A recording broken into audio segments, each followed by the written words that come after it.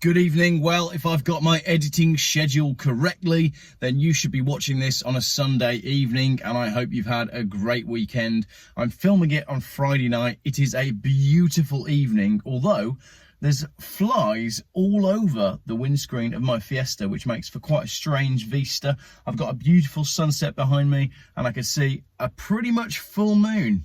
Maybe that's why I've been feeling weird. Anyway, for your Sunday story this week, I'm going to talk you through the 5 number plates that I found in my mum's garage when I was clearing some stuff out the other day. Each one of these number plates belonged to a car that I owned pre-Geoff. Every single one of them has quite a story to it. So get yourself comfortable for a fairly relaxed Geoff video. I'm basically going to tell you some funny stories. First up, we have this one. This is N442 SWO, and you can see underneath there it says Thompson and Thompson Caldecott, which is really funny because Thompson and Thompson, well, Hunter S. Thompson and all that.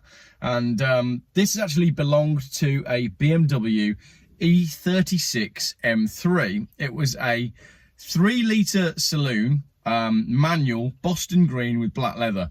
It was the worst M3 in the country, but I loved it. It was fantastic. It was on some real cheap coilovers, and I think I paid about $3.5 grand for it. Highlights with this car though were I had a whole weekend of racing it around Bridgenorth, and that was fantastic because those 3-litre E36s, they are just wonderful. Then I got it in my head after that I was going to sell it at auction and make a big profit. I think it owed me $3.5 grand.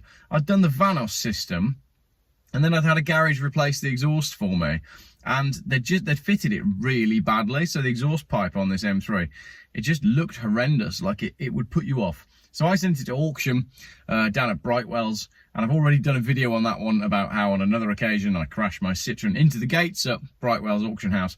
Anyway, it crossed the block and nobody wanted to buy it. So I then had to go and collect the M3.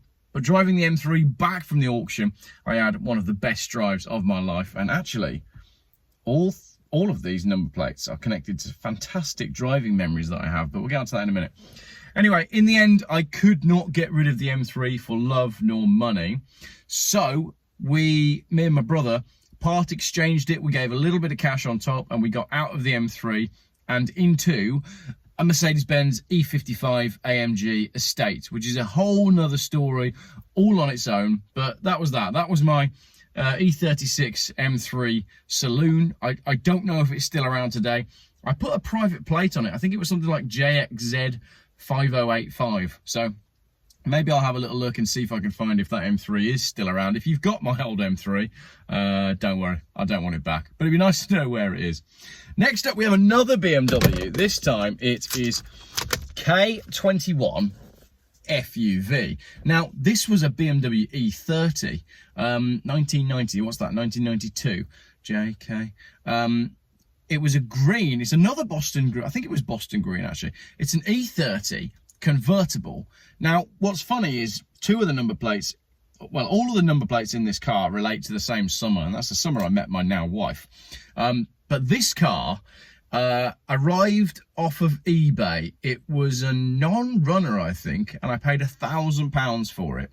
Or it ran but didn't have an MOT, I can't remember. But can you imagine now paying £1,000 for a really clean and tidy E30 318 convertible? Obviously, it had the sort of BBS style waffle wheels. They're probably not called that. It was green, and it needed a roof, basically. So it arrived and it wasn't raining, and I had two choices on the day it arrived. One, I could have stayed at home and prepared for the coming storm and rigged up some sort of properly waterproof roof, or I could have gone out for the evening with my now wife and the mother of my child. I went for the latter, which means we had a fantastic night. But sadly, the BMW E30 did not. There was a horrendous storm and the roof caved in that very evening. So it basically filled the E30 like a bath. I then managed to find someone locally who was a trimmer who would put a roof on for me. So I ordered the canvas or the hide or whatever it's called, the material for the roof. And he came around and fitted it for me, and then I recarpeted the floors myself, getting rid of all the sound deadening in the process. So this was then a 318 E30 convertible with a new roof, with an MOT, running and driving, all good, manual car with leather. Couldn't sell it. Couldn't sell it. I think I had it up for 1,800 quid, and this car just wouldn't go. Can you imagine that today, not being able to sell a 318 E30 convertible with a brand new roof for 1,800 quid? So in the end, some guy who'd been messaging me for months and months and months eventually came down and bought the car, and I think I got 1,600 quid, something like that for it. But a nice car. I enjoyed that one. In fact, I've probably got some photos of that, so I can put them up here. So again, following on from that one, let's do this one.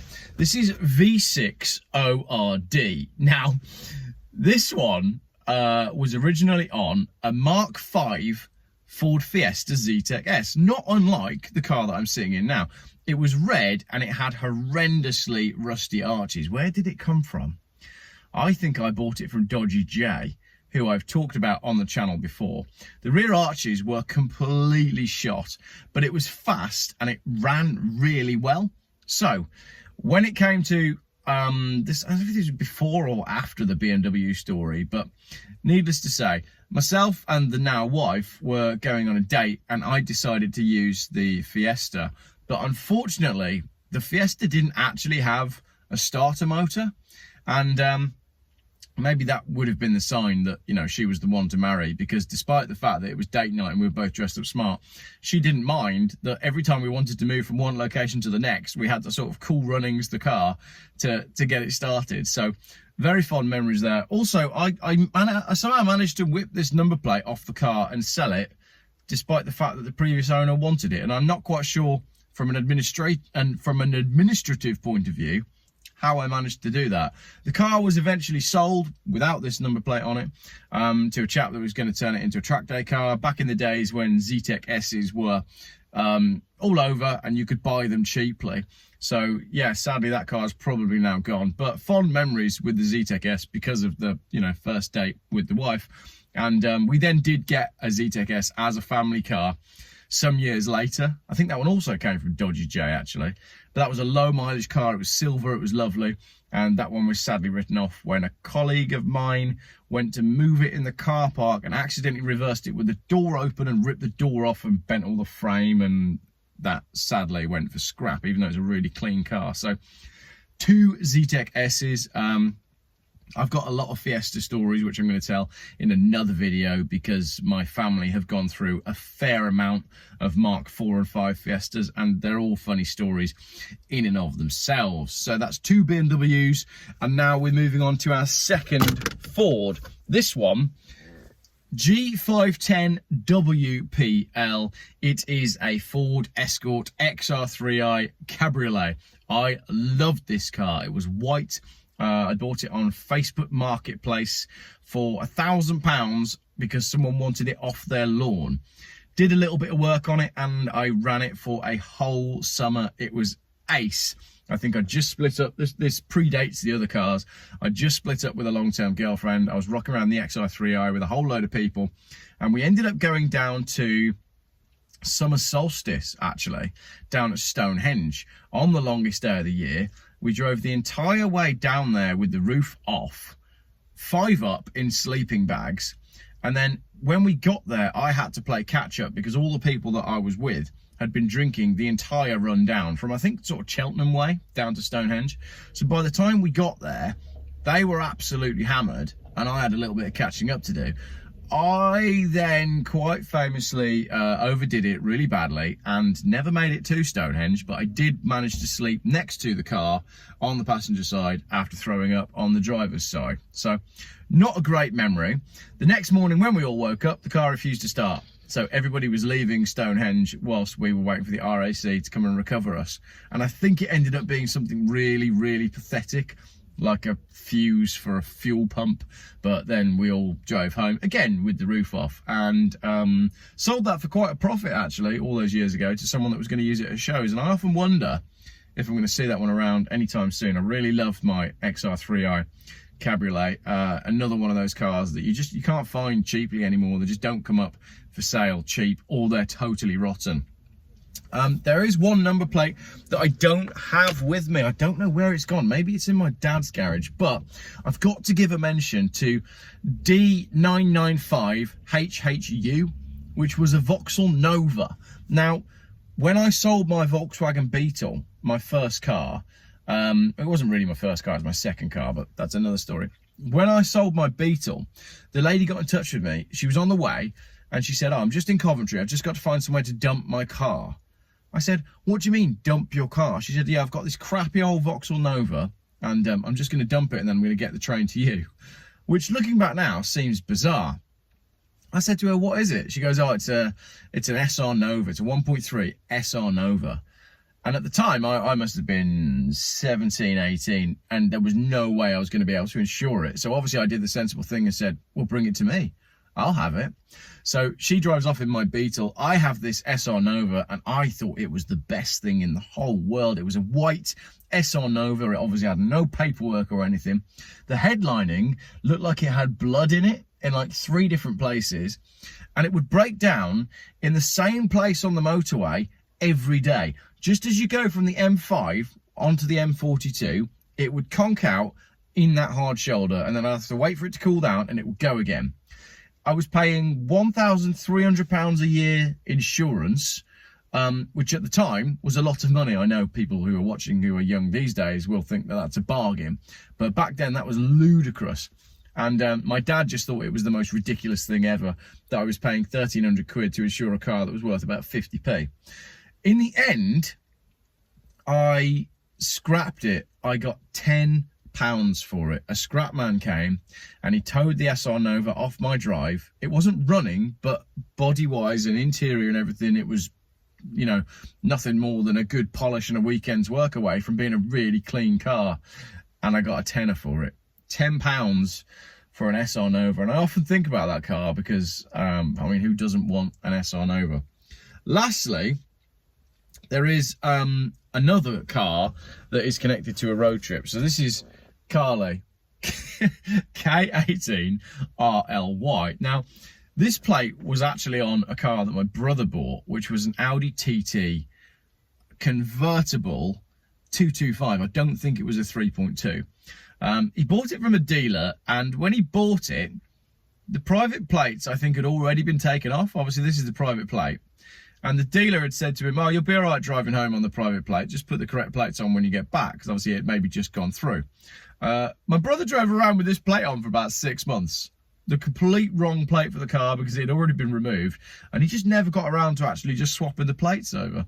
So yeah, he claimed, I don't think it was 6 months. He spoke to me today and he claimed that he drove around for 6 months with K18RLY on the car. I don't think it can have been that long, but eventually he did put the correct plates on that car.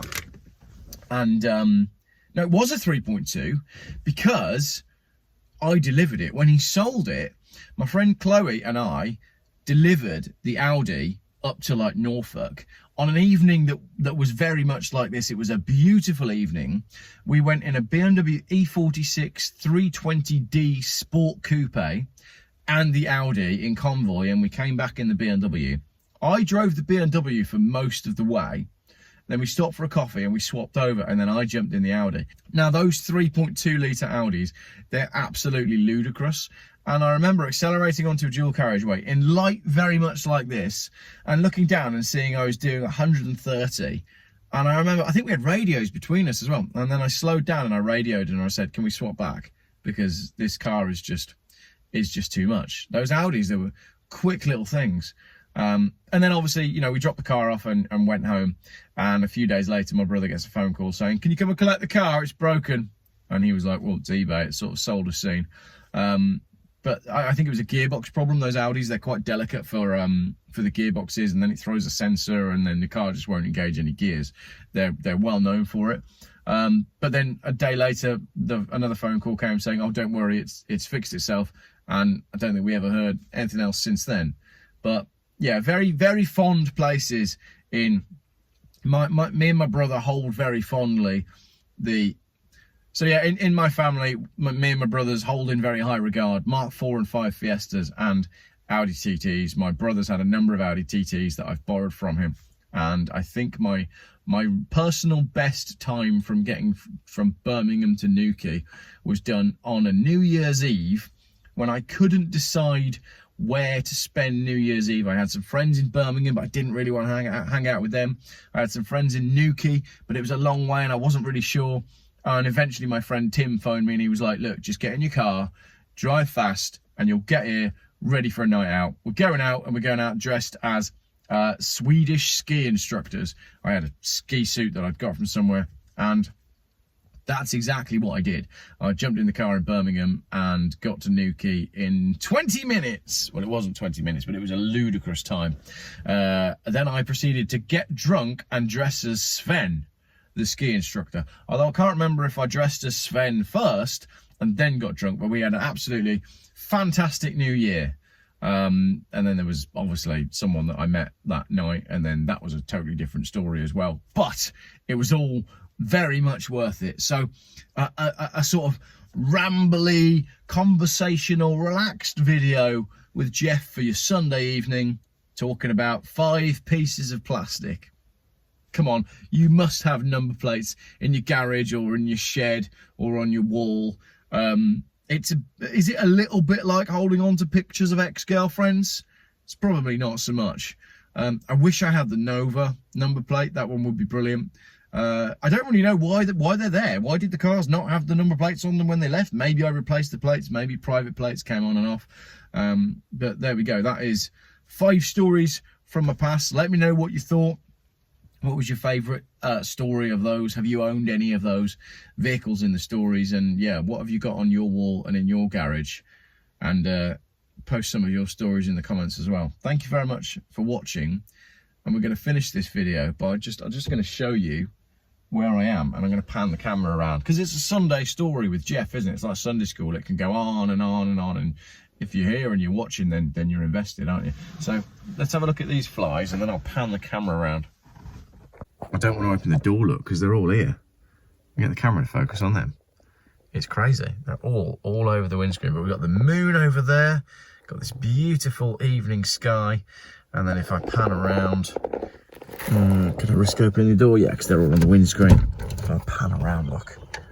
Beautiful sunset and some contrails. All chemtrails, I don't know. You tell me. But hopefully they're going to leave the skies alone for the weekend. Obviously, I'm filming this on a Friday, so it's going to be very confusing for you because it's my birthday and I'd really like some good weather. So, full moon, werewolf, thank you very much for watching.